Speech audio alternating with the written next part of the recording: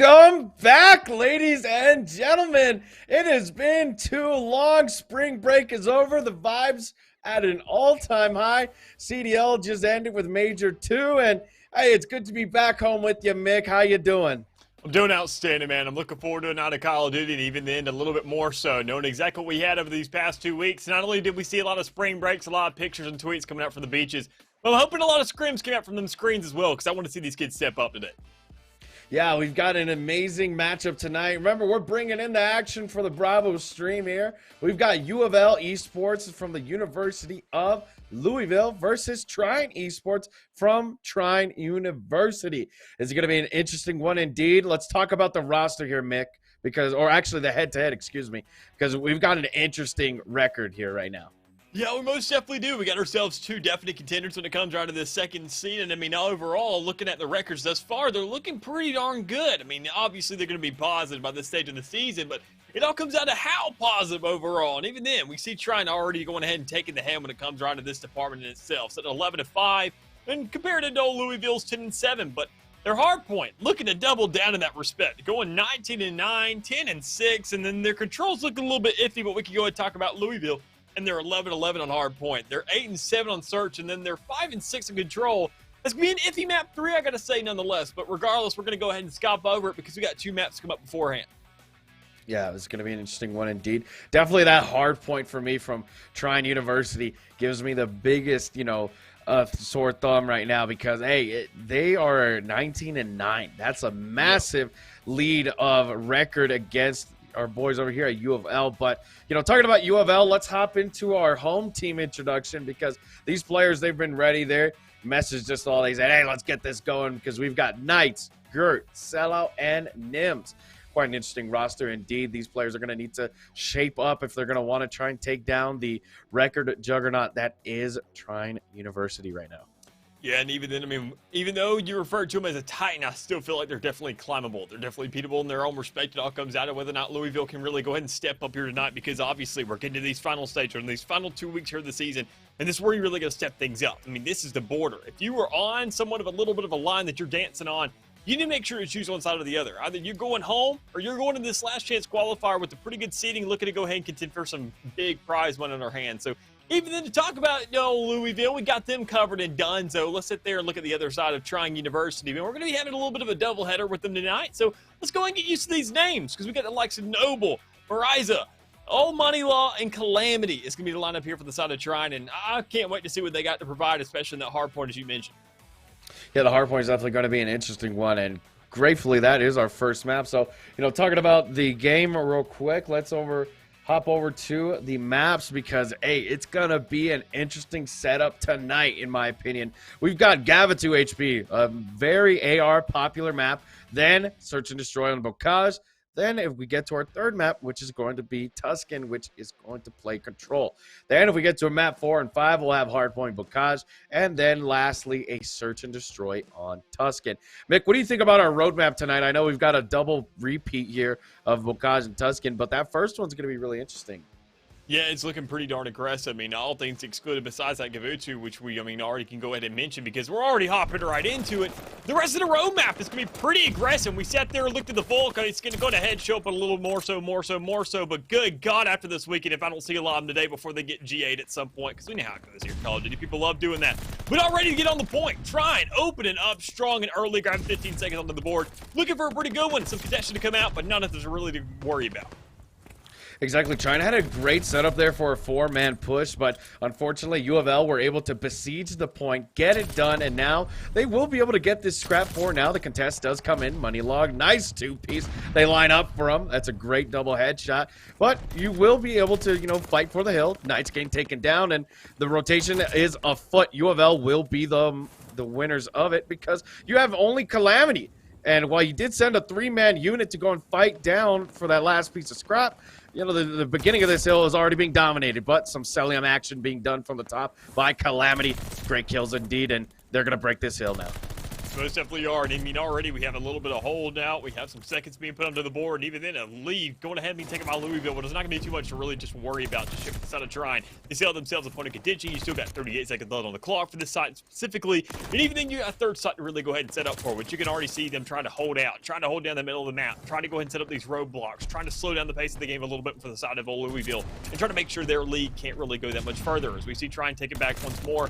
Well, like I said, this game's going to be pretty close here for these first couple sites, and even then we can't really go ahead and stress about what's to come up just yet. We got to see really what comes around to the entire rotation. We get right back to P1 and where the lead really stands there. Exactly, and P3 already afoot. You see this rotation from Trine. It's a three-man setup. They're moving in from the back line, but Knights' AR is going to be the problem. We have them already into that boat. Something I learned from Major 2 is actually this boat is wall penetrable, so you can definitely shoot through it, and Knights already feeling that exposure, but you've got teammates hanging out towards top P1. This is essential to be the overwatch and make sure your teammate stays alive in that boat, because if not, you're in a pillbox of explosions.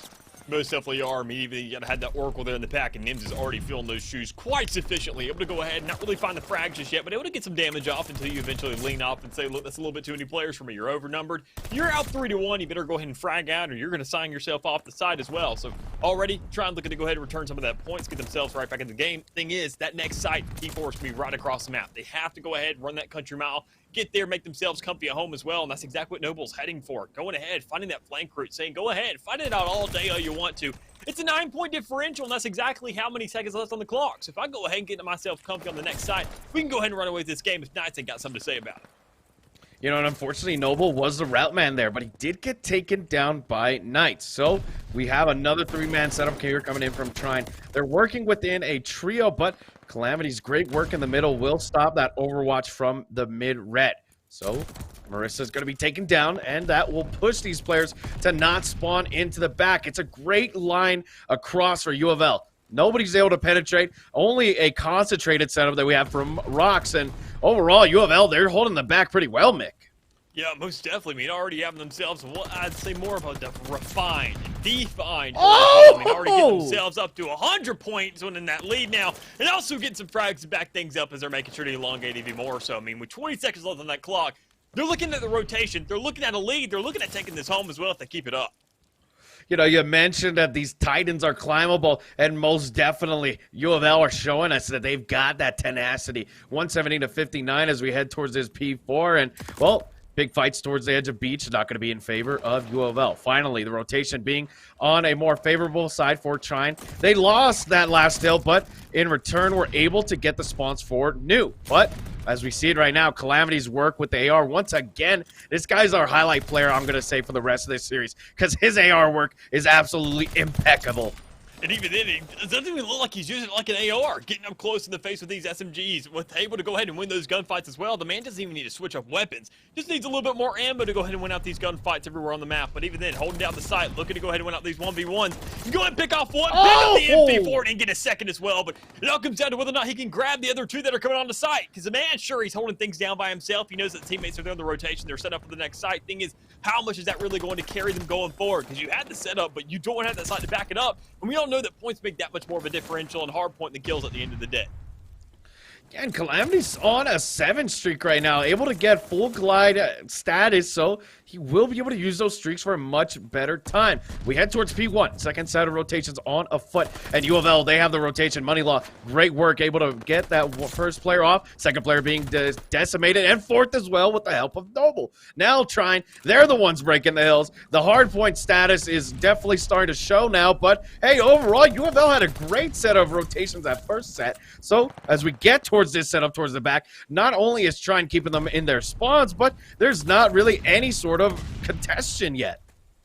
I mean, yeah, there's really not for this site specifically, but I mean, you look at the scoreboard, there's been plenty of it over the course of this game. Back and forth, definitive holds on each site. It all comes down to who really gets there first, because we haven't seen too much of a hold or somewhat of a siege to really counteract that just yet. But even then, Louisville to going ahead, trying to break that site once more. We can already see Trine is really making themselves good work and just making sure to hold strong. But it all comes down to whether or not they can continue this, because they're already looking at rotations with only 7 seconds on this clock. And in the meantime, Noble is just playing it like an absolute nuisance, able to still find the kills, still make the job that much harder for them. And that's all it really dwindles down to. They just had to do this for a couple more sites, find themselves one more under more points, and they can close this thing out. Yeah, Noble on a 7 streak will redeem full streaks now. So big plays out of him to be able to help the team. Him and Calamity's having 2 glide bombs in the back pocket. Calamity's still making the job easy for the team. They hold the hill. Boat not being penetrable. Now you see this line of setup coming on from U of L. They were going to try and get in, but once again, the AR work from this team has been insane. They've been holding them back and setting up a shield of deference, if you will, and well, you're going to have to see the subs do the work there, and that's exactly what's going to happen. U of L breakthrough with the use of a sub and an automaton. Remember, Gavitu very, very AR-centered, so the sub work is impeccable when it comes to these close quarter challenges. Yeah, and it better be if you're like the Louisville, already holding on to the site, knowing the next one coming up here soon. I mean, there's a lot of stress on these players to go ahead and make sure they can guarantee themselves some more time, because Trine is already ready to prowl. They found themselves a little bit of scrap time towards the back. They know the sellout's now up there towards Pop in that area, and he's got to make sure to grab a little bit more time there, knowing his teammates really aren't there for the rotation. They're not there to hold out too much. You only got one player there in the back, and you don't have that Oracle we mentioned prior, because that's going to be Nims, who's rushing right up towards the middle. There's no teammate work right now, so we can see Trine going ahead, taking a free clearance of this hallway, able to go ahead and grant that boat as well, and then pick it up for themselves. And now they're just going to be grabbing more time as it looks. They are probably going to be the first to hit 200, and with 30 seconds left on that clock to still work with, they better go ahead and find an answer quick if you're Louisville, because the game is going to be out of your grasp by then. Yeah, it's really slipping at this point like an oily dish, but overall, all these players from U of L have been isolated in each of their attempts to hit the site, and with 2 glide bombs in the back pocket, I'm a little bit worried for U of L, but they will be able to grab the last 13 seconds. But when it's 153 to 211, boy, you're going to need to definitely get those rotations early on, because already you have Trine Esports ready to go. They have the setup, money, running the interference, and well, you've got number 8, Marissa, holding down the Long Beach angle. So nobody's getting any sort of entrance into this site, and it is, if they stay alive and keep rocking it as they are, they're going to win off this hill. They most definitely are. I mean, already seeing the hold thus far. They grabbed themselves on a 225, and it's a really good checkpoint considering Louisville's only sitting at 160. Things are really spiraling out of control for them. I mean, you can see the control. You see him grab in a couple seconds here and there, but is it going to be enough? If Calamity doesn't step up right now, which he's already found one, he's got to find another and then get 2 more to back it up, but really can't just go ahead and secure down the rest of those kills. Thank God for Noble still being on site from the side of Trine. Able to go ahead, grab a couple more, knowing that everybody on Louisville surrounding this site, they have to get themselves on immediately right now with this going to 249, 250. That's a closer. We need the answer, but didn't find it just yet as Trine go ahead and close up this map 1. You know, and we talked about these guys being Titans, and U of L, they put up that fight, Mick, during the beginning of the game, towards the middle, but it just started to slip away from them. No more was it, you saw rotations, there was no more team shots. It was very, very much scattered, and when you have a team like Trine that are opportunistic and know what they want to do as a team, it's insane to see. And looking at these stats right now on the side of Trine, Calamity's the biggest one to pop out. Yep. 33 and 17, 29 non-traded kills, and the amount of time on the hill is 39. He did not need to stay in the hill whatsoever, but his work was impeccable. He was deterrence and the aggression all in one. Yeah, and even in the way that we saw Trine go and have their setup, they had 2 players. They had a front line for the site, then a back line for the site, then their 2 roamers.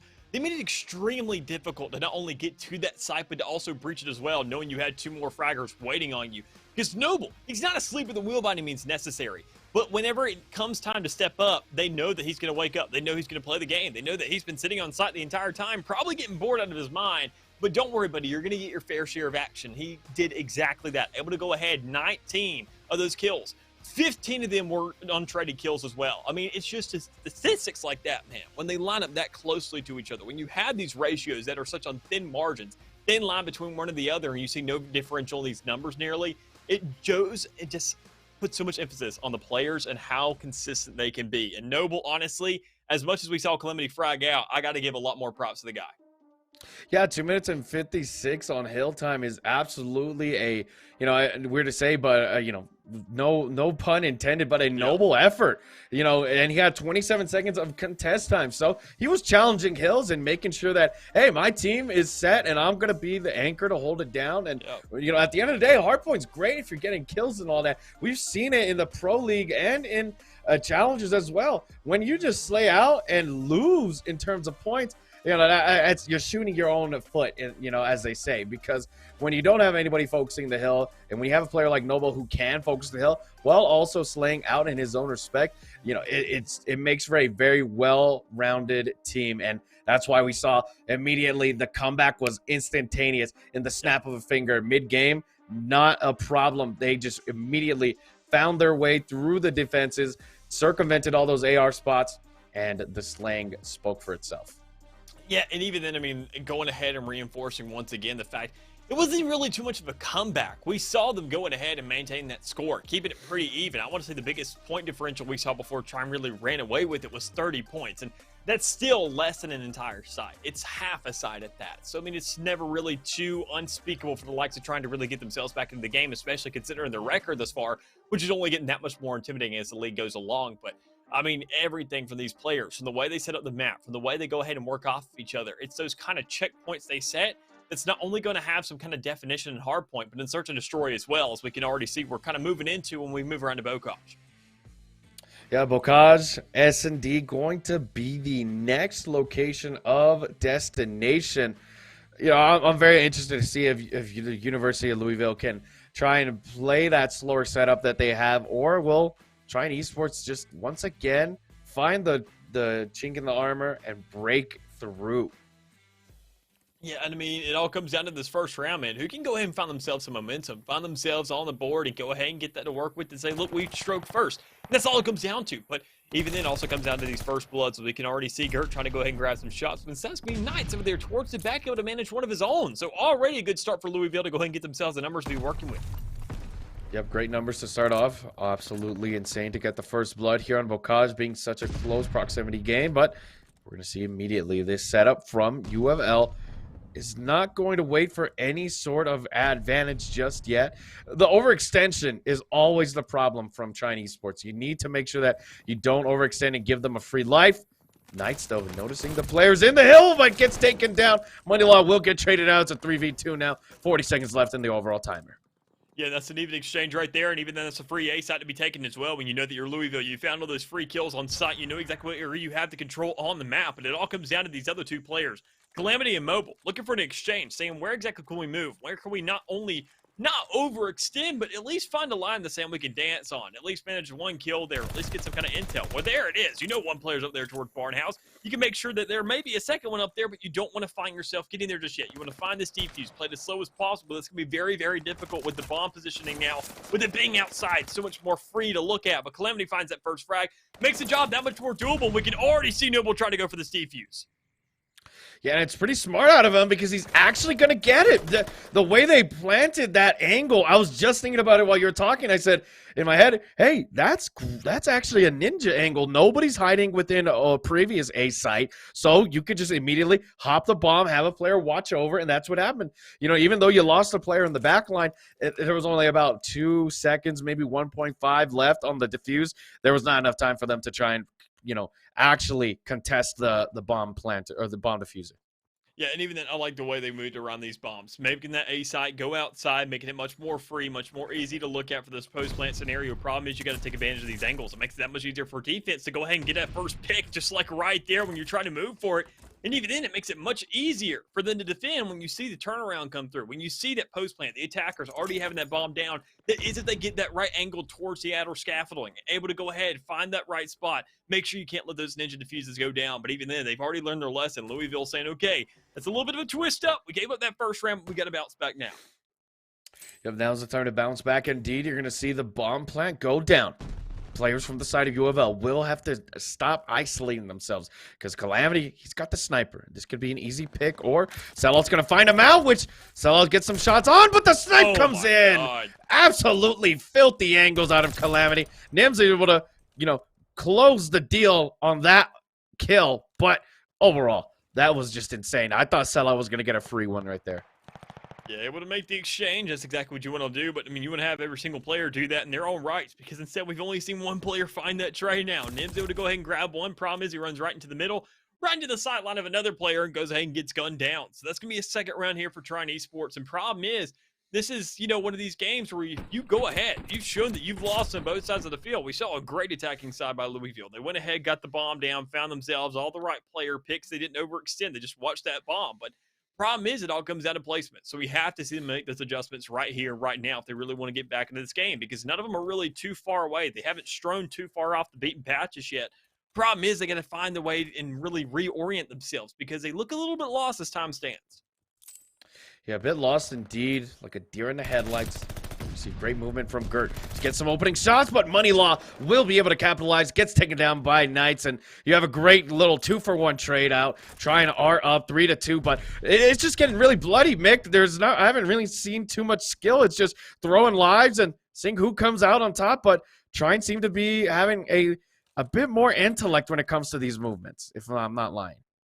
Yeah, and even then, I mean, looking at the standing thus far, looking at those exchanges, looking at those trades, I mean, they're just done so meticulously here for Trine. They make sure to say, okay, we're not overextending, but honestly, sometimes we can make that risk. We can do that. That is if we find the exchange. And sometimes Louisville will punish you for it. Sometimes they won't, because they won't have the player allocation there. They're trying to fill out these sites. They're trying to split themselves up, and they can eventually find the plan off of that. Problem is, by the time you actually get there, into that post-plant scenario, into that 1v3 as it's standing right now, it puts all the reliance onto one guy, and quite honestly, you just can't rely on that because they just haven't completed the job just yet.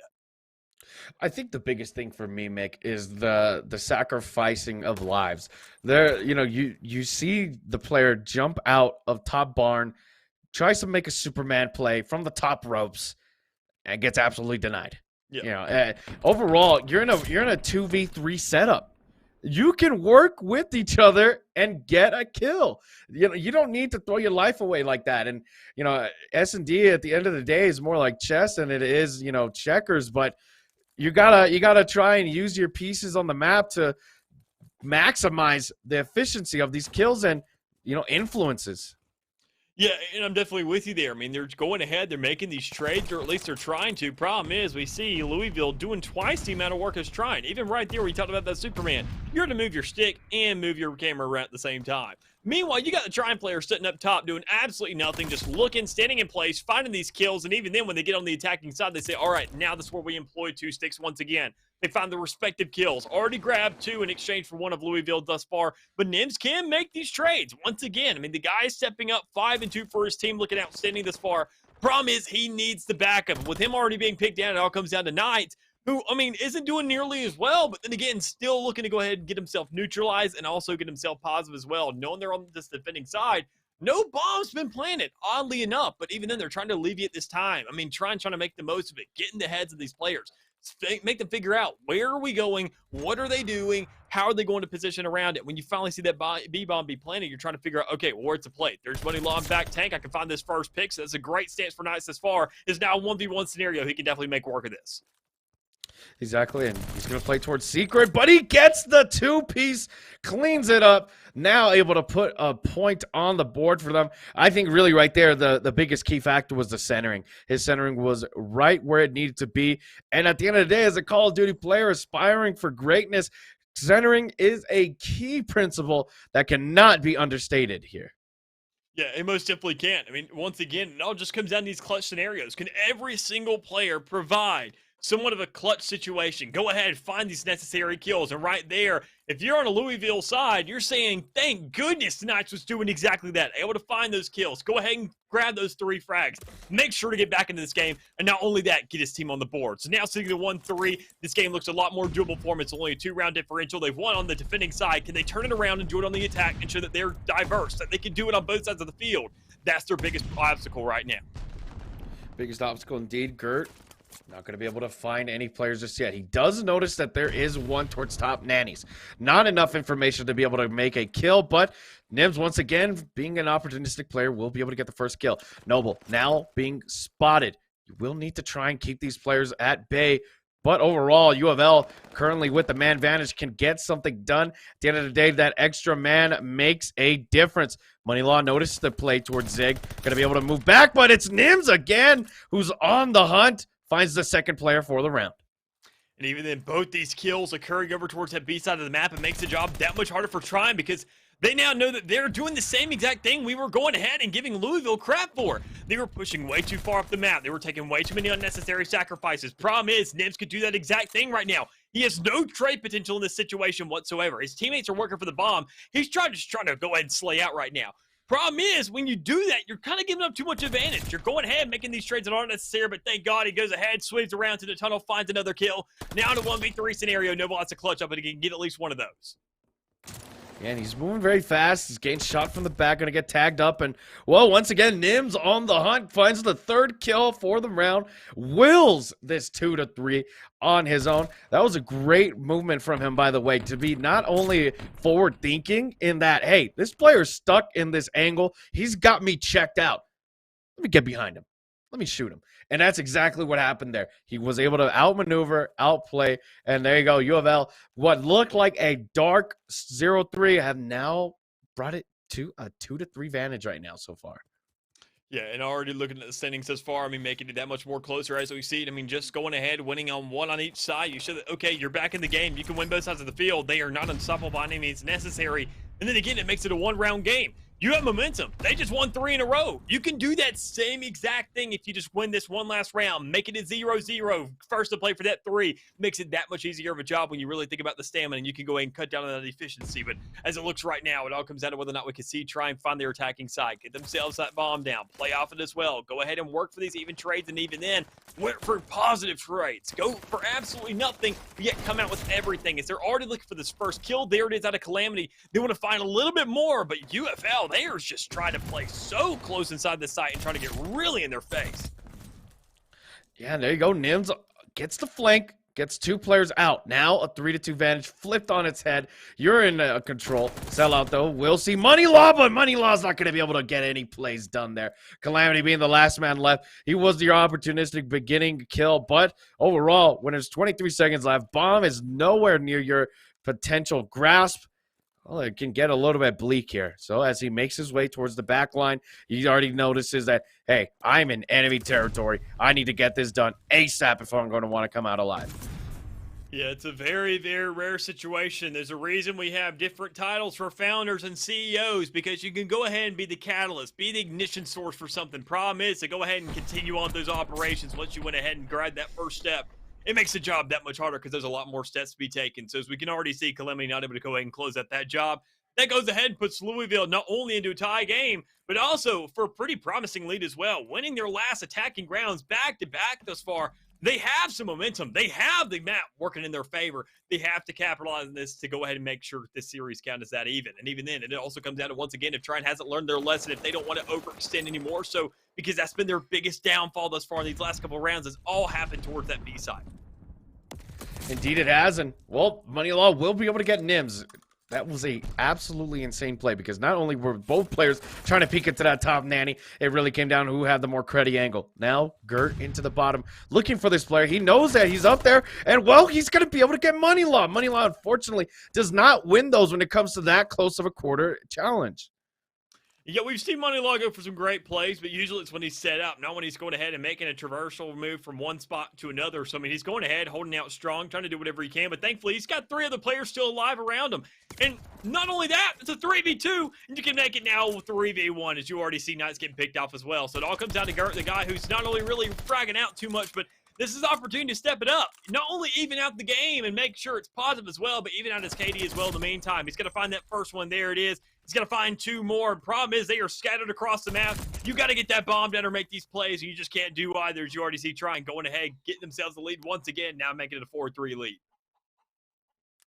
Yeah, and overall, when you think about the way Trine have been playing, they allowed these players to just take 3 rounds in a row. I think really it was a measurement of strength, in my opinion. Hey, they realized, okay, we know what they're doing. We know how they're playing. Let's try to capitalize around that. And that's exactly what happened there. Players now not being more engaging, or, you know, they realized what worked those first 3 rounds, Vic. Hey, we'll sit back, we'll watch the angles, and, you know, U of L are going to get hasty, and they'll give the overextension to us.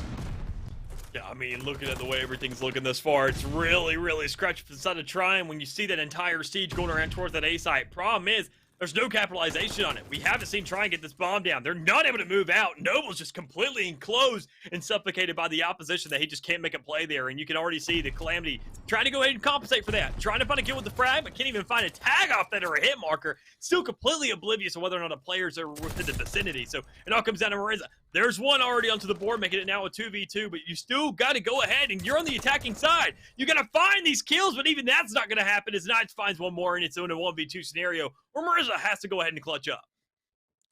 Marissa in the lone wolf position, 1v2. This is a very doable spot indeed. Nobody's going to be able to challenge him just yet, but we'll be moving towards the back line. Like I said before, he knows what to do here. Just sit back, wait for this overextension. But what it looks like right now, U of L, well, they're playing more comfortable with each other, and, well, he's not going to be checking his corners well, and we'll get taken out by the player hanging out towards the wheel.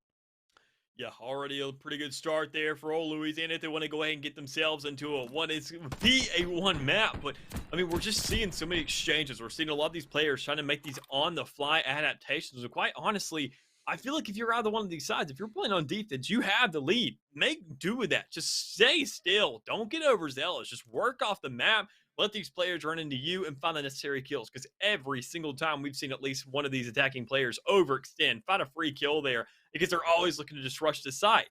Wait for that moment to happen. Set up for it, because in the meantime, we're just seeing these players looking to go ahead and just say, all right, let's find kills, let's find trades, let's do whatever we can, when you don't even need trades if you just get free kills if you just wait.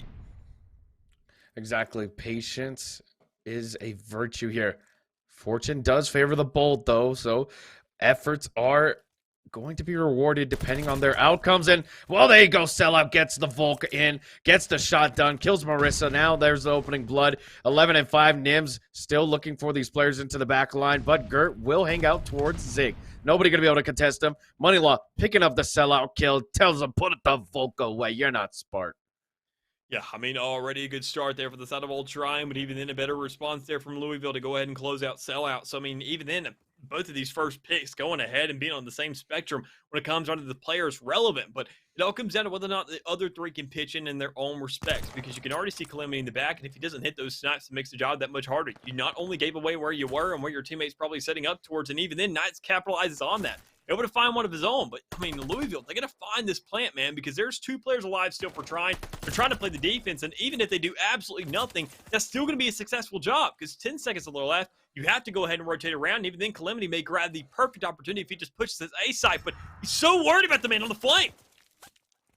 Indeed he is, and Calamity with a rat in hand, not going to be able to find any players. All players from U of L are in a trio hunt. They're all working together in tandem. It's 4-4. You do not want to give them that match point, but other than that, you've got a sniper and a rat. This is a dangerous situation. 25 seconds and ticking ever so closer to the explosion of that bomb site. There's not enough time to even get these three. He finds the first, makes it doable.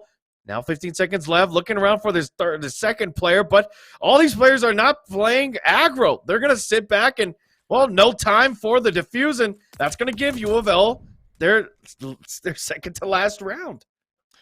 Yeah, a lot of stances there, and even then I'm not quite sure what was going on in Trine's head when they sat there and wanted to go ahead and push for these picks. I mean, sure, you're trying to go ahead and play for these trades, make sure to go ahead and capitalize on the map, but you already did your job. You found that first kill. Play it slow, like we said. And even then, once you find that first kill, that doesn't mean your job starts. You're still in the defense once you find that first kill. The sides don't switch by any means necessary.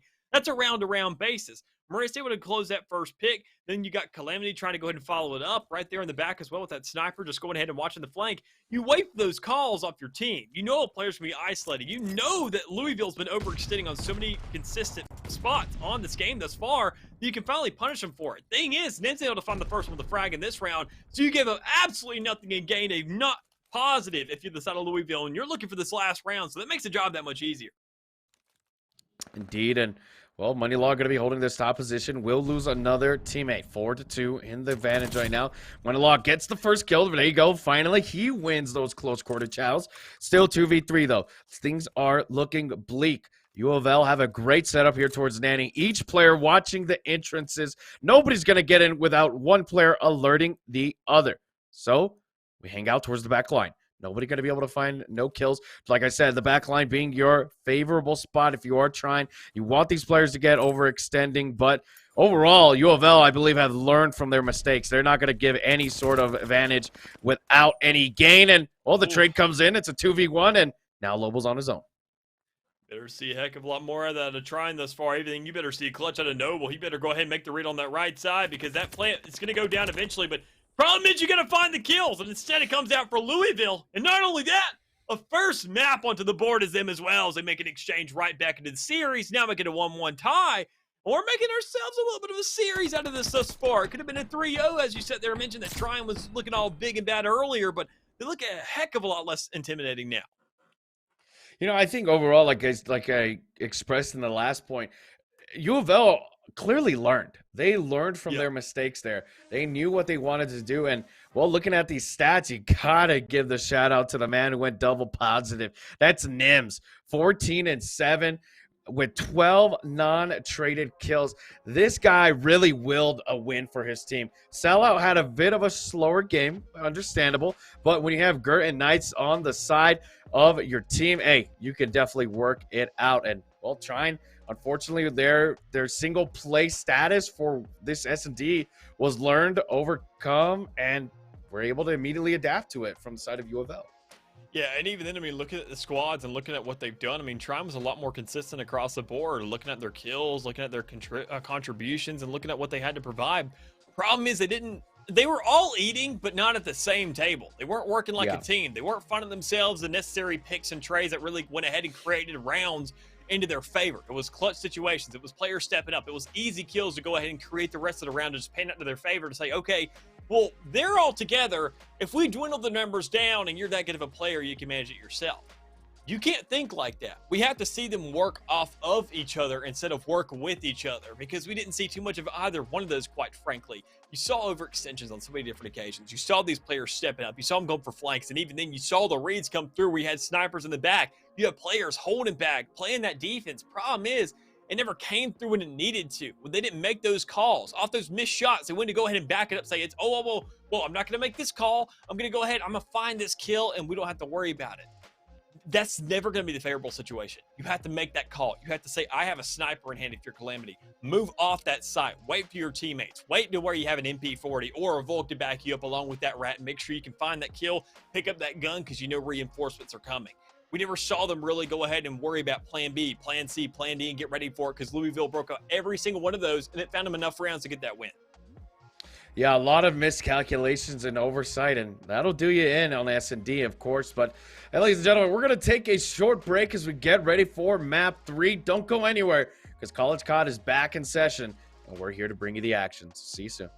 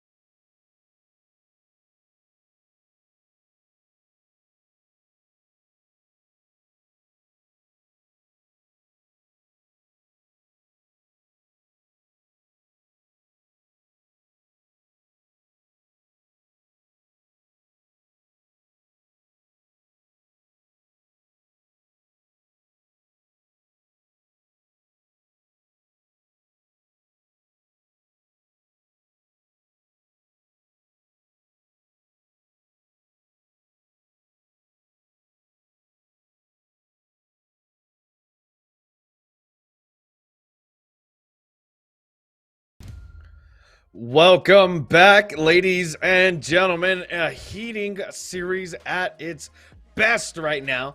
We're heading into a map 3, and we've got U of L Esports versus Trine Esports. We're going to be heading over to Tuscan next. Mick, how you feeling so far about this series? Feeling a heck of a lot better knowing that Louisville got themselves a map here on the board. I mean, I was a little bit concerned at first, I gotta say, but knowing they can slow the game down, knowing they can make these adjustments, knowing that Trine was a little bit, I want to say arrogant to not really work themselves around that, makes me a little bit concerned about their future here, especially at least in this series if they don't go ahead and step things up here soon. Knowing that now it's going to be a 1-1. Next question is going to be a 2-2. Are we going to be going to a map 5? Is this series ever going to end? It all comes down to whether or not on this next map, if we can see a definitive win by one side or the other. Because I mentioned it earlier, control was looking pretty rocky for both of these teams. I want to see whether or not we can have somebody really refined, show that, okay, after that break, we worked on control. We made sure that it's looking pretty darn good because every single other team we're going to face in this last chance qualifier. So if we get through there on the playoffs, let me tell you something. Their control win-loss ratio are a lot more consistent with what we see here today. Indeed, and I really think overall it comes to these mid-game adjustments, my friend. You saw in map 1, U of L were, I wouldn't say dominating, but they were definitely leading the charge when it came to that hard point. But then Trine was able to, overcome and adjust to the play style of U of L. So then, as we hopped into that search and destroy, yeah, we had Trine Esports leading the charge and doing well with the 3-0, but then U of L learned, they overcame that small brick wall that was Trine Esports setups, and, well, they made it happen, 6-4, and, well, now if we're looking at this status like it is a trend line, Trine Esports are going to need to try and come back here big as we hop into this Tuscan. Yeah, they most definitely will. And I mean, even then, knowing it's going to be controlled Tuscan, we've seen so many players go ahead and like to rush for this A side. Another big thing I want to go ahead and reinforce is going to be a little bit of diversity here from these teams. We want to see some A side plays. We want to see some B side starts. We want to see them go ahead and bounce back and forth, and even then keep their opposition on their toes, because it seems like almost the reason that defense wins so many of these rounds is because teams let it be easy. They never switch things up. They make it very one-dimensional. They never make these adjustments like we're talking about so much, that we got to really see that come to light here today from either one of these squads to show that they're able to go ahead and work around the entirety of the map and make the most of it. Indeed, and, well, as I was about to say, hopefully we don't see a off the rip, and, well, that's what we're going to get from U of L. We're going to see a attack go right to its knees, because Trine Esports, they're going to get shot down. Noble will get the fight towards mid, but Gert's able to pick up the trade. Now you have these players scrambling to get back onto the site. The 3-stack coming into effect, but players will lose their lives by the hands of Money Law, and, well, Knight's running damage control, and, well, Money Law's still on it. He's going crazy, this guy. Yeah, nice little retake there, and a nice little bit of patience out of Louisville as well to say, okay, let's not overextend. We know 3 players are on site. Try and find one. We know they're going to take a little bit of time here and go ahead and dwindle the numbers down. Problem is, Law's going to go ahead and dwindle down these spawns as well as Knight's supposed to make an exchange. So it now comes down to whether or not, sure, you're finding these kills, that you can go ahead and make these plays, make sure these numbers are that much harder to work with. But, I mean, that's more of the problem with Trine right now. They know the site's not taken. They know they have plenty of lives to work with. Everybody's still sitting at 20+. Problem is, who's going to start hitting those lower numbers? Who's going to start hitting 15s first? Go ahead and dwindle that down to -10s, and such on and so forth. But, I mean, everything considered thus far. Still trying to fight for this A side. No real switch up yet. No real plays towards B. Just a lot of control right there in the middle of the map and towards the top as well. Indeed, and Moneylaw's been that player. He gets in, gets the site done, and works it out. And Calamity now with the Volk gets great kills towards the stop. They stop this flank from any sort of event, but you do see on the site right now there's a 2-man setup for U of L. They get the stack, but the contest is coming in. Calamity, smart man, gets out of the position where he's about to get overcome, but, oh, it's Knights who gets the kill. And even then, he's got the teammates there for the trade. He's not too worried about it. He knows they have control of site once more. You only got 1 tick of progress left on the safe side, and it all comes down to whether or not you can really go ahead and capitalize on it and make sure to finish the job, get that more time to work with. Because you're sitting at 30 seconds if you're Louisville, and you haven't even grabbed that first site. So you're really scared to say, oh my God, we got to make a play right here, right now. And that's all it comes down to, is they even go ahead and hit the 10 life mark as well. It makes their job that much more difficult, and I'm sure they're really stressed out at this stage in the game. Indeed they are, with 15 seconds left. This is a bit of a fast one, but overall, 9-11 in terms of lives. Even if we get this site, it's going to be very hard with a minute and not too many lives overall. Trine Esports showing us that aggression that they showed in the hard point, and it's really being effective right now. What U of L learned earlier is not coming into effect.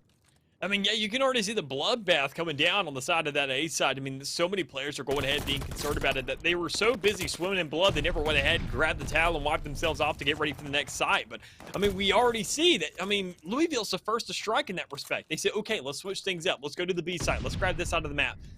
Trine Esports has not taken notice of that at all. It took them an entire point and a half over on that B side for them to make the adjustments. Say, oh my God, they're playing the entire map. We have to make these adjustments now. We have to adjust. We have to make the plays. Well, there it is. Another player on A. Sellout tried to just go ahead and capitalize on that, trying to find these kills as well. But when you got no lives remaining because the rest of your team was slayed down and you waited so long, you don't have any lives to work with by the end of the day. So there it is. Trine Esports with their defense, a pretty scrappy one, I'd say. But nonetheless, they go ahead and pull it out with as many lives they had and then move on to the next one as they're looking for their second round. Yeah, and, well, they will get 3 ticks. Remember, we have that change now that, you know, no more kill-based, tick-based. So, you know, U of L, well, they got 3 ticks right there. So we are going to have to make sure that we count that one for the first round. But right now, as we begin this second setup, like I said, I wanted to see a B push because we've seen so many times where you get the B, you immediately get the A. A to B is much harder. And honestly, with the 3 stack right now, it's starting to move fast. That's the point. When you want to play as a team, when you want to go ahead and let one player put all that pressure down, that's Calamity's job, and he's definitely doing it pretty darn well. The rest of the team's still on site. You give it 30 seconds tops, and you've already had an entire site secured. So good job trying. You saw Louisville grab the entirety of a site, grab 3 ticks across the map, but you just went ahead and grabbed the same exact thing within the first 30 seconds of this round, and you're looking to move that momentum onto A site. That's exactly how you should be doing it. Moneylaw already on site, able to grab one of his own. Make sure to keep the life differential positive as well in the meantime. And you got that double stack once again. They're already going to go ahead and grab their 4. Yeah, and they already grabbed a great amount of progress so far. It looks like the second tick is going to be given. Indeed, no players from the side of U of L are even close enough to contest, and the hill's moving fast. You've got a 2 stack, make that a 3, and they're going to get this round free of charge, Mick. What is this? It's instantaneously attacking winning right there. And that's all it comes down to. We sat there and mentioned how Louisville wasn't playing across the map. They weren't throwing these curveballs into the mix. They weren't doing anything different. They said, we have to grab A before we go to B. It's almost a requirement, like it's coded into the game. It's quite honestly really not. You have to go ahead and get yourself really settled everywhere on the map. You have to look for mid control, sure, but you need to look for B control. You have to sit there and know how to get onto A as well. You need to know how to play everywhere. And we just did not see that yet. So even then, Louisville, they have another round to bounce back. They have another attacking chance here, but this is their last chance out of anything. Because, I mean, if they go ahead and let Trine hit that 3-point win, they're going to go ahead and grab the second map as well. Yep, and, well, great shots indeed. You're going to have a big problem there. Marissa shot down, but will help out. Gets the kill. Now 27-28. We saw last time how Trine Esports played this, and, well, I'm very hopeful to see maybe a strong 3-0, or if, you know, U of L can learn and have those mid-game adjustments, a bit of a comeback here. Yeah, it all comes down to whether I can really do that, because you see the life differential being even, you see 1 tick of progress on A, you see 2 players on site, but you don't see the overwhelming presence like we saw to Trine when it came around to that B side the last round. And Marissa able to go ahead and grab a couple kills there to make sure that life differential makes sure to be that much tougher to deal with in the later stages. But you just got to keep those numbers up, baby. That's all it comes down to, because you see the contesting, you see him holding down sight. Sure, that clock isn't dwindling down by any means necessary, but you know, in the meantime, somebody's going to grab a kill. And there it is. Calamity go ahead, strike first on sight, say, okay, this A going right back into our control. Once again, Louisville may be stuck in the scenario where they're going ahead, pushing for these last couple seconds, still working on this A side. And, well, this setup towards the mid is a bit of a problem because Gert's going to be running the deference there. Nens helps out. Now the back line not even being penetrable. This is great from U of L. Marissa's going to try and get some kills. Does have full streak, so that glide bomb in the back pocket going to be a big problem later. And Calamity with the vault gets it done. That's a 3-piece. That stops the aggression. Now no players are able to get this site secured.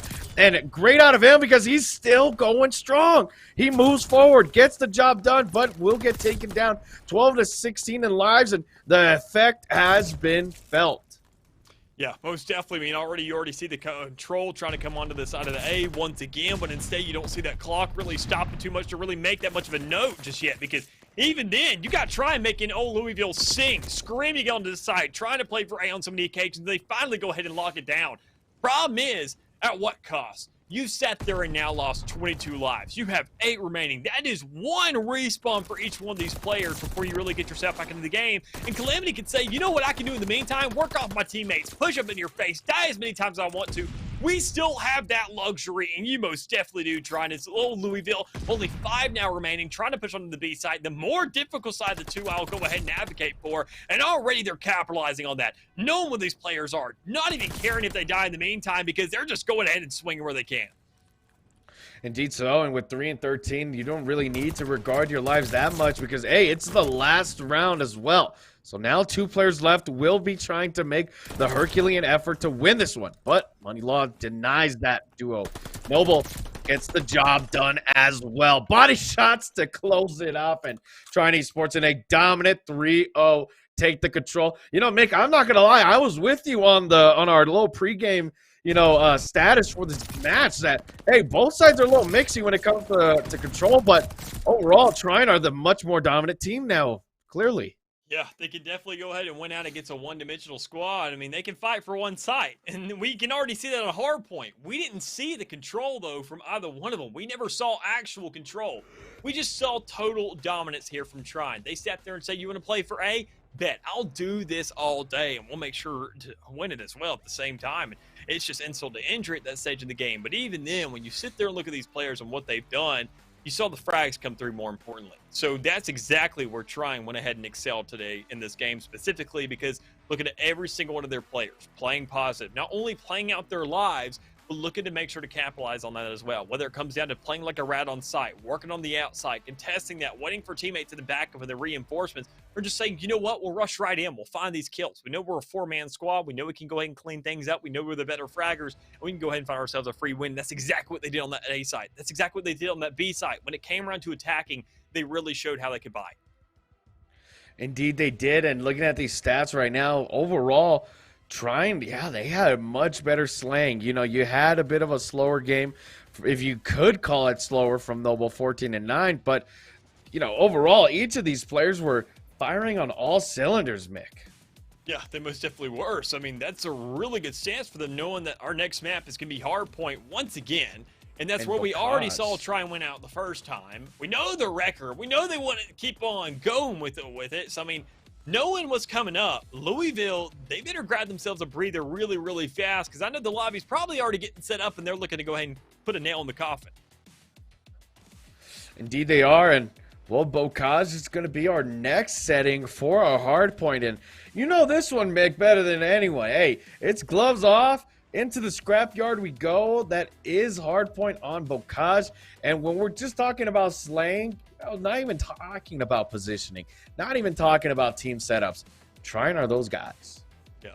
And even then, I mean, you got to sit there and consider Bocage. So that's the one upper hand I feel like Louisville really have in this matchup, because they're not favored when it comes down to hardpoint. They're not favored when it comes around to point-based games, period, because Search and Destroy, they won purely off, I want to say, pressure from the bomb rather than just actually working off of it and finding those objective wins.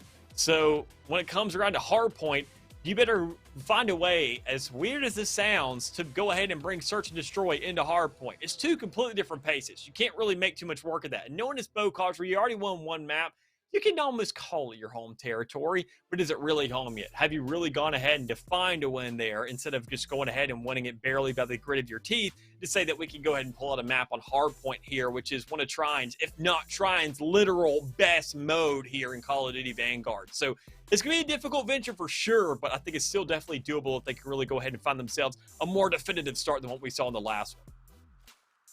Indeed so, and well, you know, looking at the way these players are playing, I'm definitely going to be looking out for Calamity. He's been opportunistic every game, and I don't even say that with an understatement. The guy just gets those routes, finds the 2 pieces. Him and 2 pieces are very synonymous, and when we saw how he was playing in that Search and Destroy, yeah, granted they lost, but his positioning was key, making sure that these players were feeling his influence on the map. And overall, when you think about it on Bocage, where it's closer proximity, Calamity and Hills can be chained one after another.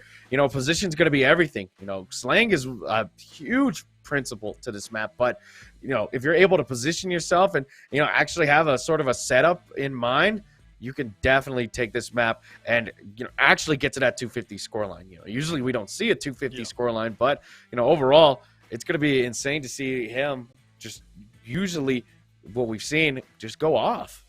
Yeah, and even then we know the way Call of Duty works. I mean, it's on a day-to-day basis. Some players some days just don't feel too good. Some players on some other days, they feel out freaking standing. And that's all it comes down to is whether or not you can't follow the scores. You just got to follow how players are looking and how they're doing. And even then, Louisville, once again, repeating history, off to a great start. An aggressive take on this first side. Able to go ahead and find some necessary kills to back it up. Problem is, it's in control anymore. You don't need to win a life differential. You just got to find that control over the site and make sure to hold on to it and every single time it rotates. Make sure to pick up scrap time. Not only that, but initial time as well, where you can really go ahead and make sure these trades off are working for yourself. So already trying looking to go ahead and grab themselves possibly the second site, because site, for one, quite frankly, is not working out to their favor. But thankfully, they can grab the kills right there in Farmhouse to go ahead and get that control for the second one to come up here soon. Yeah, and Trine, while they didn't grab that first still, will be able to secure spawns for the next. Remember, P1's a contest still overall, but P2 is really where you get that money and that real good time overall. So Calamity's work early on was essential. Nims and Co, they're just getting shot by the firing squad here. And overall, you know, you pull out the Volk. Yeah, it's an AR, but overall, you're not going to be able to do much with it when you're getting absolutely outslayed in the close quarters. Yeah, I'd like to sit there instead of more of a contention hill. I like to call P1 a tumbleweed hill more like. It's like a Wild West shootout. You know exactly when the fire's going to come down, and as soon as that timer hits 0 for P1, these shots are going to come through and players are going to start slaying out for the second side. You can already see it coming through. Louisville coming out strong, but Trine being that much better when they're on the side. Looking to grab a little bit more. You see some contention here and there. You see these players fighting for it, but problem is there's so much blood in the bath you can't tell whether red or white are going to come out on top. Well, right now, Money Law's the only one sitting on site with the likes of Noble, and they had that perfect setup we mentioned earlier when it came around to Gabutu. That almost checkpoint system. You take down one player. Problem is Noble's in the back. He's going to frag out. You got to take them down both if you really grab some time. Indeed, a Calamity now with a Volk of his own. Get some shots in. Will get taken down by Nims. The Volk standoff going in strong. Players from the side of Trine Esports trying to go for a lateral movement towards the back. Maybe a bit of a wraparound. But when you have two players in the back, Gert and Nims, that's going to make it hard. Noble takes out Gert. And there comes the sling. And that's Noble with the three-piece. That cleans up the back line. But it's sticky spawns. They're still back there. You got to have Calamity to contest. Even in the meantime, that's exactly what he's doing, but it's just not going to be enough. You see the frags coming through. They grabbed a little bit of time off of that, but even then, as you mentioned, the spawns are still playing into the favor of Louisville. They are so darn close that literally when they die, they're like, whatever. We sit there, we take a site when we go ahead, die, take one step, we're right back where we started. That's a really big obstacle for trying to go ahead and overcome right now because, sure, if you were going ahead, you're grabbing the last 10 seconds of the site. Congratulations, buddy. There's another one coming up here soon, and you got to make sure to fight for control of that one because we can already see Louisville the first one to strike.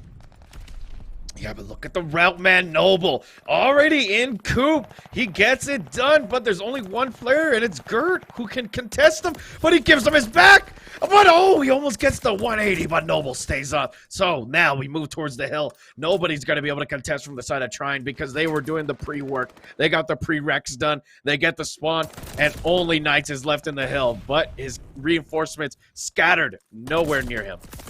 And even then, it also comes down to, once again, as I mentioned earlier, seizing a site, coming in from all angles, working off the rest of the map that's been given to you. But quite frankly, Trine is all coming at the same spot. They're trying to work off each other. They're trying to find these exchanges, and that's just not coming at us. Nims is still going ahead, pushing into the back. Problem is, in this same exact stage, you go ahead and get picked off. You say, thank goodness, honestly, for the rest of the squad, knowing those spawns aren't going to be switched to where you're not in an unfavorable spot. But it all comes down to whether or not the rest of the team can really capitalize on this. And that's exactly what Trine's doing as they slay everybody out. Make sure to get this control. Thing is, there's only 8 seconds on the clock here. So good job, buddy. You took control of the site. But once again, right when you think you got a breather, you got another site coming up here soon. You got to fight for it. It's going right back to P1 where nobody wants to touch it. Problem is, somebody's got to because Trine is 10 points behind. Exactly, and Noble really worked hard for those spawns, but it just didn't get felt until the end of the rotation. Now you have Nims trying to do the same thing, but, you know, what we saw in that P2, and now here towards River, It is not an attainable one when you have these spawns that are so sticky that, hey, you get the 4 down. Now the 5th player is going to be spawning up, and you're like, a 5th player? Wait a second. We lost him. And that's just the 1st player who went down. So now all these guys are getting taken out. Calamity's going to be trying to run interference here, but Money Loss still gets it done. You see Money Law keep on playing like this, we're going to find ourselves a much quicker into this game than we really bargained for. It all comes down to control on that side, and that's exactly what he's doing. He's saying, we don't even need to fight for it. I just keep on finding these kills. I got the switch up to MP40, the backer from Noble. It doesn't matter. We get an entire reinforcement, an entire army watching over the side.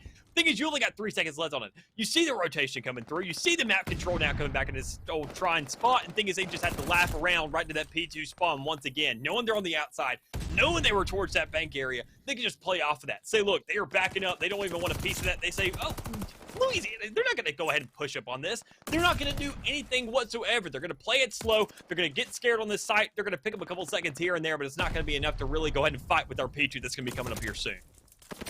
Indeed, Calamity's work earlier got him that glide bomb, so that'll be an interesting one to see in effect because, hey, P2 is going to be that one to work for, and Noble once again on the route gets the play, able to circumvent the power position in the back, and, well, he's going to be able to secure spawns for the new one because, like you said, hey, you get a bit of a breather, yeah, but next one's up, and they are now forward-thinking on this second set of rotations. They've learned from that first set what to do in this situation, and now they have a great 4-man setup from the side of Trine. Most definitely do. I mean, already look at this. They are getting ready for this positioning. You can see Louisville trying to go on the flank, trying to find the setup for these spawns. That's exactly what Trine's trying to fight for, but they can't exactly manage it just yet because Marissa and Calamity are still alive and well. They still found some great picks, but they're not even really doing that on site. You have one player in the back, which is Marissa, able to go ahead and find one of those kills, lock down these spawns, but Gert is still lingering around the area as Trine is picking up more and more time on this side, and that honestly is what could give them the lead to really go ahead and create the actual catalyst for winning out this round. But there it is. Knights on the swing, able to find a kill. The trade coming from the outside, trying to steal with a lead, but can they capitalize on this? Because there's 30 seconds left on the clock, waiting to be taken by a side or the other.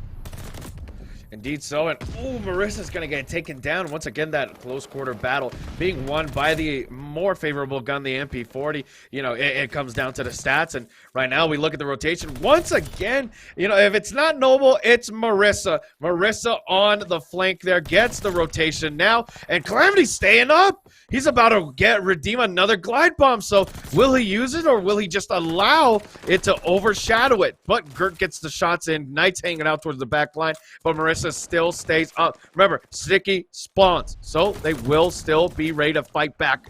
Bounce into action. You had the angles there if you're trying, but you just can't take the shots to really close things out. A lot of damage being done, but not many kills to really follow up with it. And you grab yourself a lead off that last site. There's a lot more that still goes into this game, yeah, because everybody's sitting at 120, around 130. We're still only seeing like a 14-point game right now.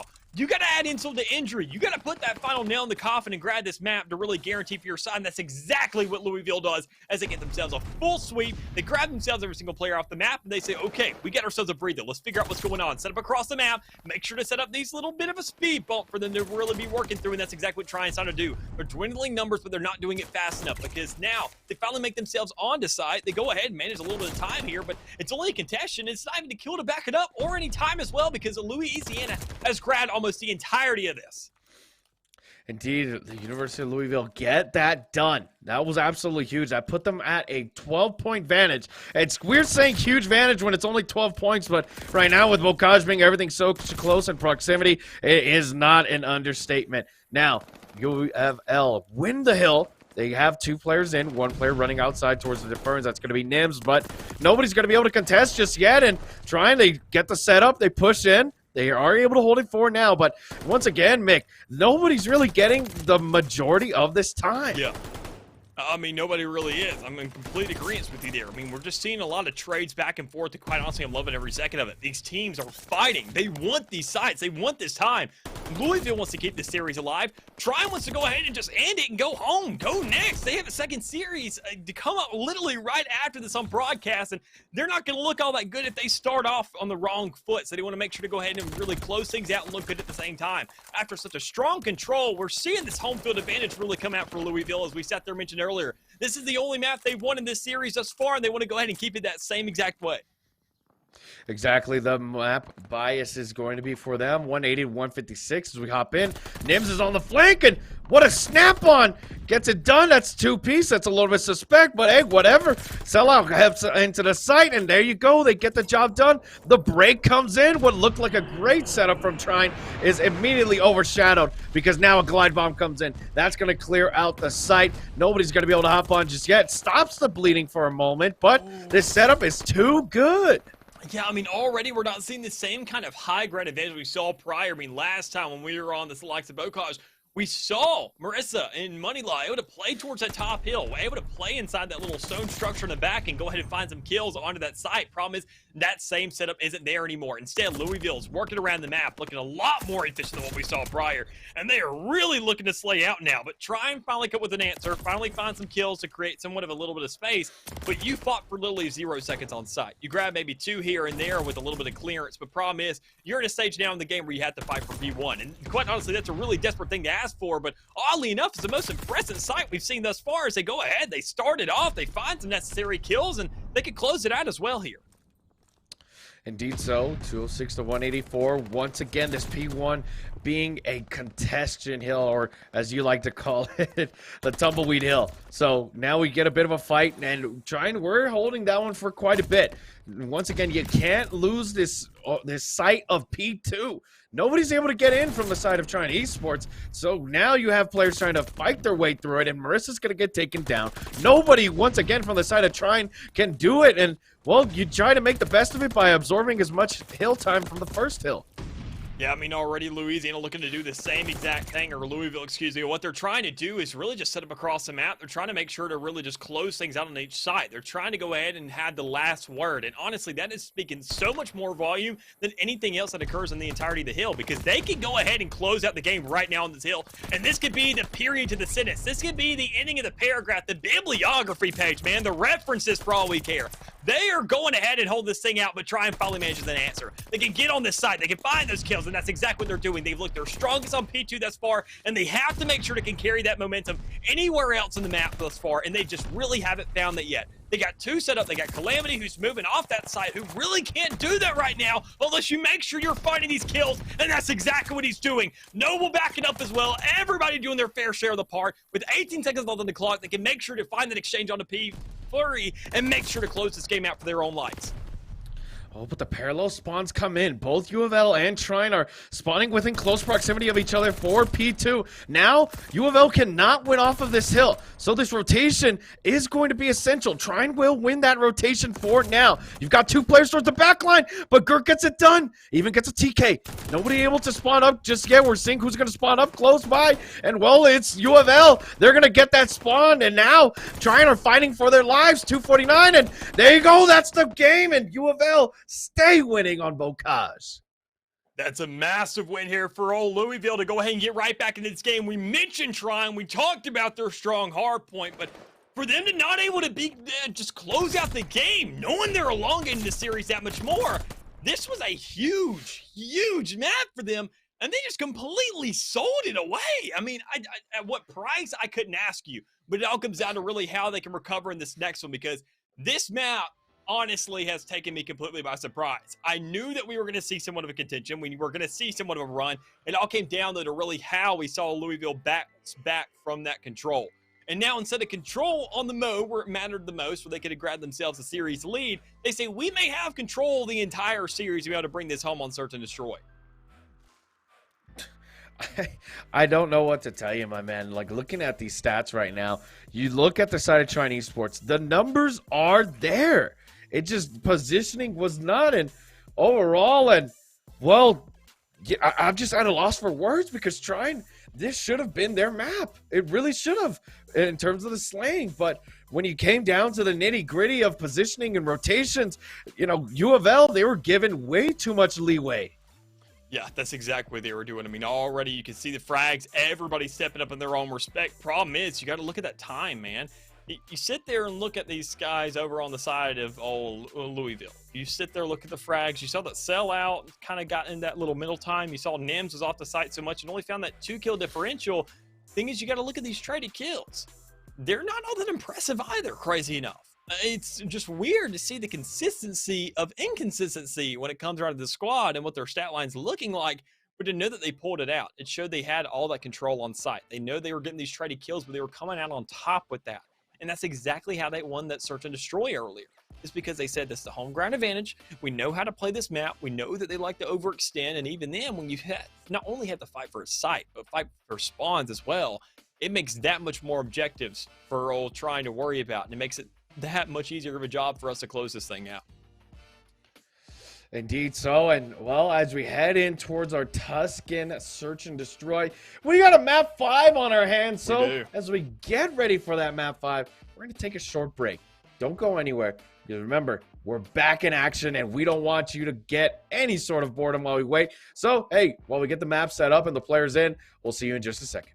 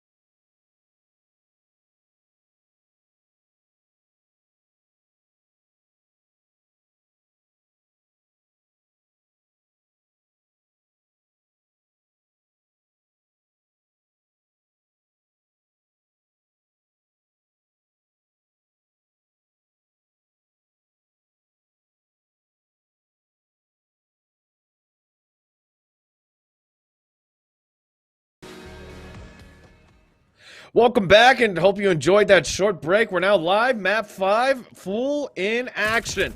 Let's get it going, and already first blood given for Gert. Noble, unfortunately, not checking his angles. We'll lose it, and well, I'm your host, OG Sano, bringing in this last map with my co-host, Mick. How you doing, Mick? Doing all right, man. I'm doing even better when I see all the blood that's already being taken place as we see an even exchange across the board, at least for that first pick. But even then, I mean, Louisville stepping things up, closing out the first round almost immediately. I told you, man, it may have been a short break, but it was an even shorter first round when we got right back into it because goodness gracious, after that last map, Louisville, I mean, they better be feeling some momentum now, especially with how hot they were looking on them sticks earlier. Oh yeah, and you clearly saw from that hyper lethal aggression, Louisville, they're not stopping. The gas pedal is being pushed. Trine Esports right now are currently trying to get their heads out of the water, but U of L, man, they're not letting you breathe. They're gonna keep going strong and fast, and gonna be hyper lethal. And already you see a 3-man push.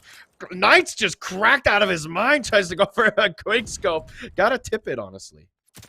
Yeah, you most definitely do, but already a first blood coming for the side of old Trine Esports, and a second one to follow it up as well as old Louisville's getting themselves on the attacking side. So a quick exchange there. I mean, not too much adaptations having to be taking place, just a lot of aggression, a lot of easy kills there for the side of Louisville, but even then, they just can't back it up so far because in this round, when they're playing defense, when they're going ahead, having to sit slow, go ahead, just kick out the lawn chair and then just sit on the side, it makes the game that much more difficult for them because they want to get antsy. They want to start moving around more. And when they just can't overextend, when they can't make these plays just yet, it makes the job that much harder. So even then, what they decide to do, let's dance around the map a little bit, baby. Let's go ahead and get moving some. And that's exactly what they're doing. They're trying to push a site. They can't really find too much. And even then, oddly enough, Moneylock gets no peek on the Nims there with them completely being on the screen in front of that first kill. They just can't make that exchange. In the meantime, though, it's now 2v2 with 28 seconds left on the clock.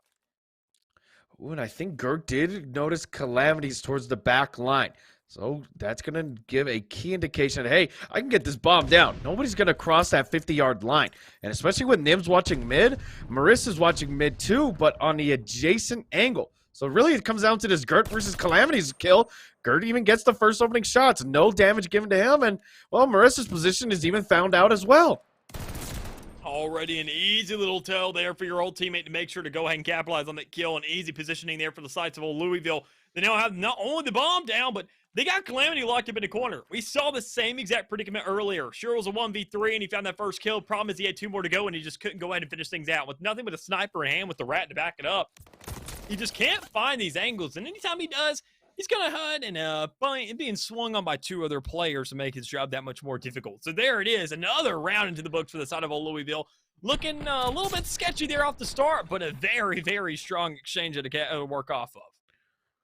Yeah, it was I did not think that University of Louisville were going to have it in them to, manage a 2v4. But once again, ladies and gentlemen, at the end of the day, it's really about how you go about these bleak situations. Yeah, they were, isolated, but the thing is, Trine Esports, they were just playing stoically. They were not getting aggressive at all, so that 2v4 felt much more doable. And, well, in this situation, Calamity opens up with the first kill. Nims in a position to get the 2-piece right here. Sees the shots. Moneylaw uses his movement, gets out of there. And, well, now you're going to lose your life if you're Nims because you overextended.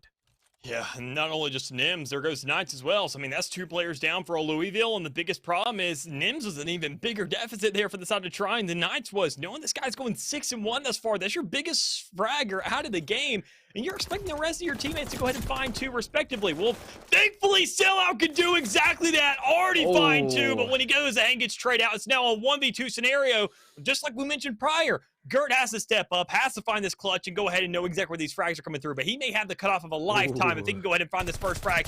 And there it is, looking for the shots on the Calamity. Can't finish things out, moves right back to the middle and say, oh my God, they're probably going for A side. I need to back things up and work around the map a little bit more slowly.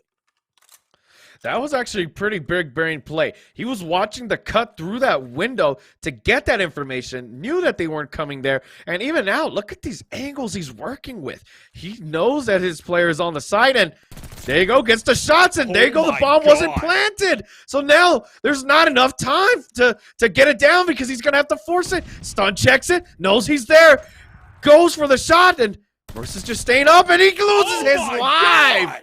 What is this game? Gert! No, that's not the game. That is Gert, my guy. He is the game!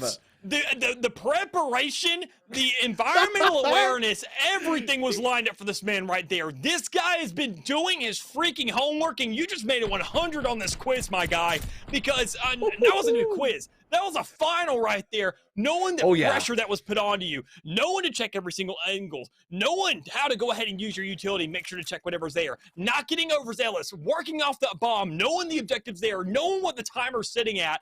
This guy deserves all the credit in the world for what he just pulled off. Yeah, and remember you mentioned, like, hey, Gert and Sellout weren't having the best of games, and, well, they immediately turned up, and now 3-0, Trine Esports, once again, still trying to get their head out of the water. Gert on a 3 streak, looking very nicely, knows where Calamity is in the back. He's seen the utility lines. He knows where to get it. So he's going to stick back. Nobody's going to give an overextension because like we saw in those first 3 rounds, hey, U of L, they lose their first lives, but they have to try even harder. So if we can just fix the output right from the beginning, we can definitely see a much better result. Well, most definitely can. I mean, it all comes down to, once again, of whether or not we can see Louisiana make these plays, because now be on the attacking side.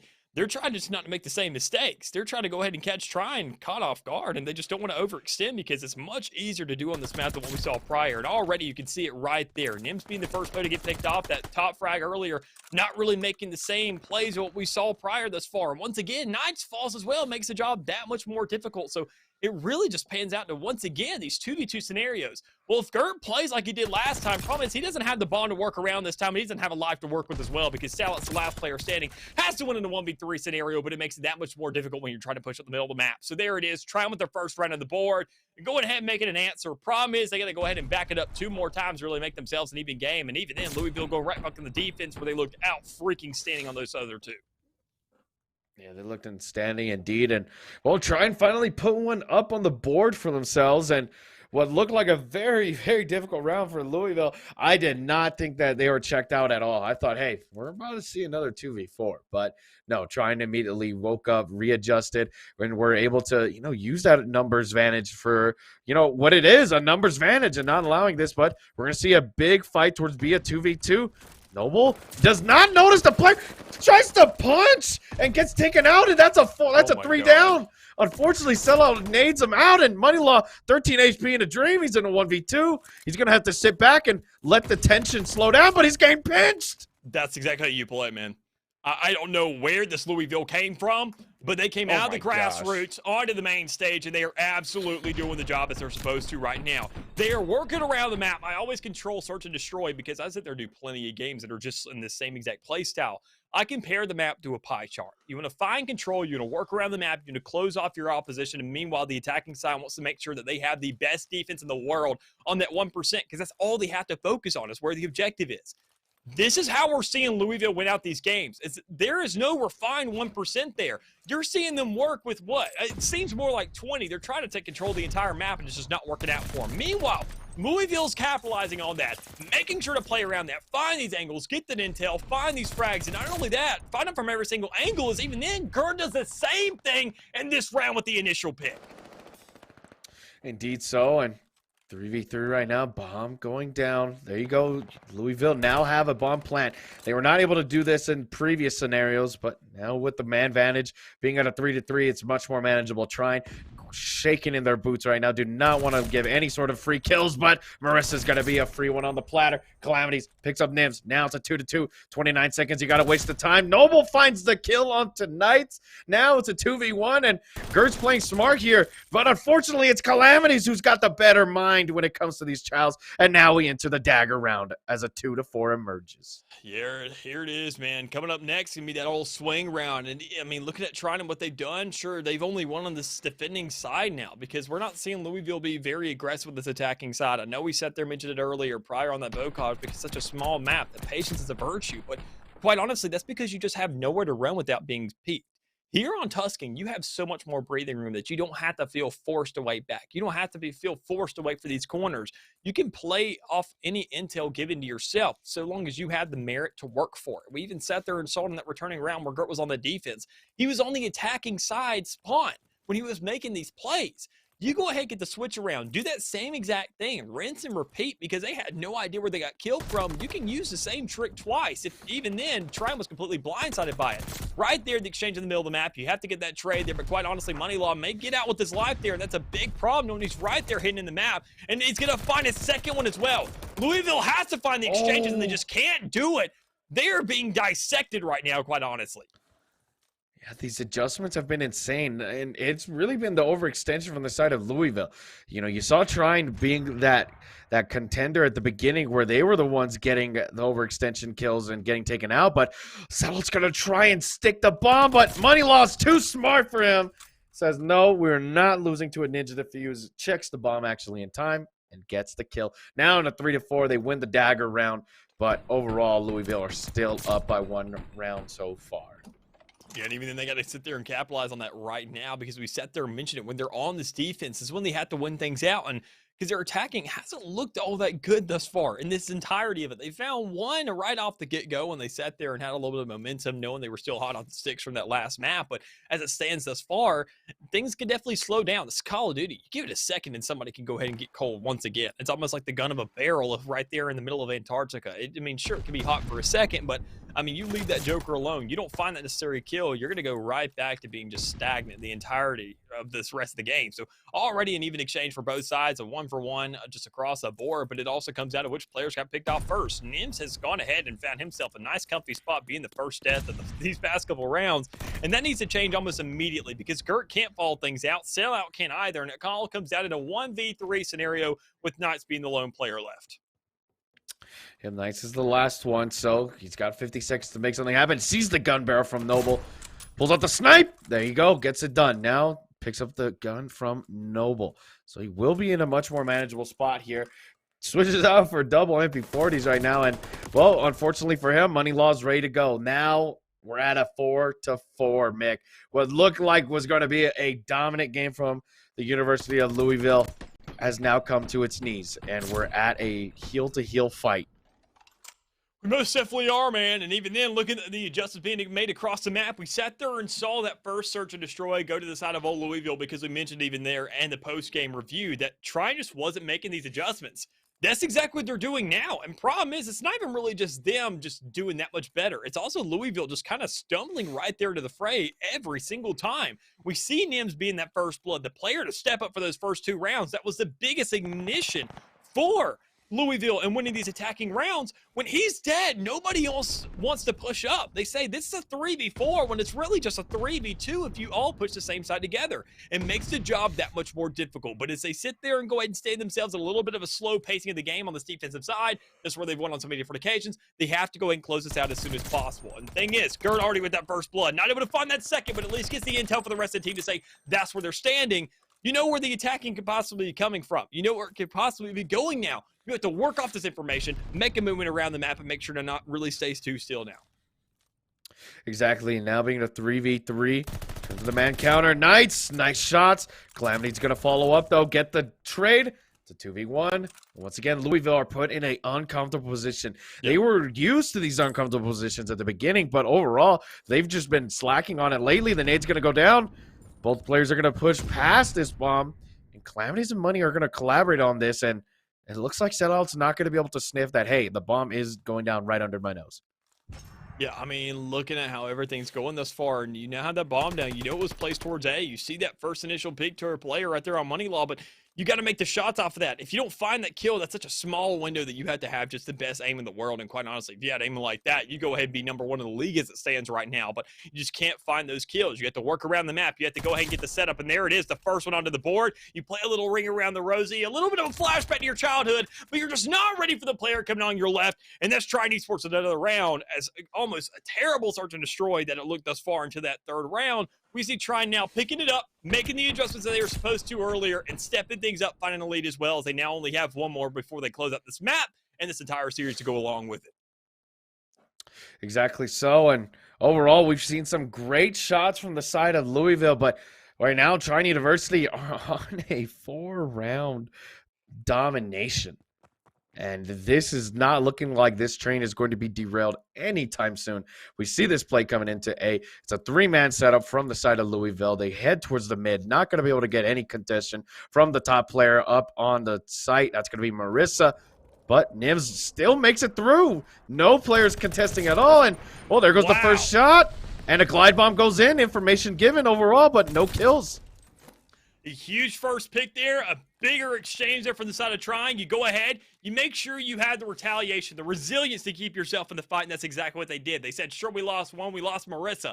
I'm not going to go ahead and be the Debbie Downer by any means necessary, but you're like saying, okay, if anybody was supposed to die, thankfully, it was Marissa, so you can go ahead and make the exchange. You can make the play off that, get the intel, say somebody's now in church. We make the trade around. We go ahead and find ourselves a kill to back it up, and we capitalize on that, grabbing a third as well if you're Louisville. And thing is, it's now in a 1v3 scenario. Nims was the first to die in every single round before him, but he's the last one to die in this game and this series as we see Trine Sports not only winning this map, making a return, but winning the entire series to back it up. Yeah, what looked like was not going to be their series at all. Louisville came out strong, showed us what they were about, but then, once again, Mick, it's that age-old saying, those mid-game adjustments win the overall, and the adjustments came in from Trine. They took 5 rounds in a row.